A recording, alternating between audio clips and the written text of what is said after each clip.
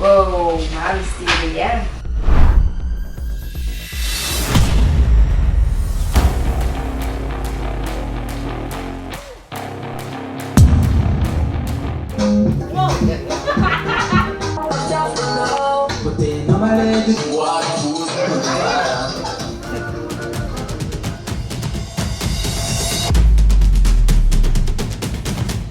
Tsy ampiandrasana ela intsony ilay anatin'ny tokantrano akagny fa sokafotsika izy ty. Wow.